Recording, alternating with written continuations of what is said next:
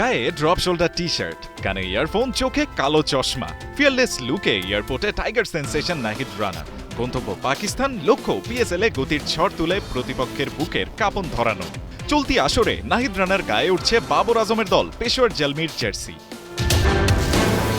PSL এ এরই মধ্যে মাঠ মাতাচ্ছেন বাংলার লেগ স্পিনার রিশাদ। নাহিদকে নিয়ে তাই প্রত্যাশার পারদটাও চড়েছে সমান তালে। চারিদিকে স্পিড স্টারের পারফরমেন্স নিয়েও কথা হচ্ছে বেশ। তবে নিজের প্রশংসা খুব একটা কানে তোলেন না এই ইয়াংস্টার। ক্যারিয়ারে লম্বা ইনিংসের দিকে যা নজর, তার কি আর অল্পতেই মন ভরে?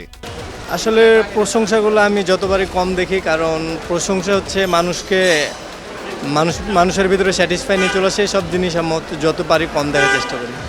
নাহিদের আপাতত লক্ষ্যটা ম্যাচ বাই ম্যাচ ভালো পারফর্ম করা, দলের জয়ে অবদান রাখা। আসলে লক্ষ্য কখন আগে থেকে টার্গেট করি না, জাস্ট চেষ্টা করি ম্যাচ বাই ম্যাচ ভালো কিছু করার চেষ্টা করি।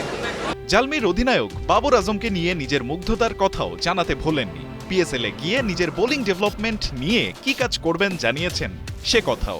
আসলে ভাইয়া পছন্দ তো সবারই, তবে বাবর আজম ব্যাটসম্যান হিসেবে ভালো লাগে। তো আমি চেষ্টা করব যে পাকিস্তানে অনেক লিজেন্ডারি বলার আছে, লিজেন্ডারি বলারদের কাছ থেকে নতুন কিছু শেখার এবং নতুন কিছু শিখে আসবে ইনশাআল্লাহ।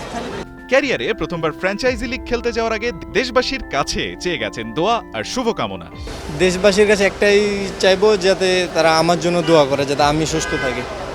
রান আহমেদ, ৭১।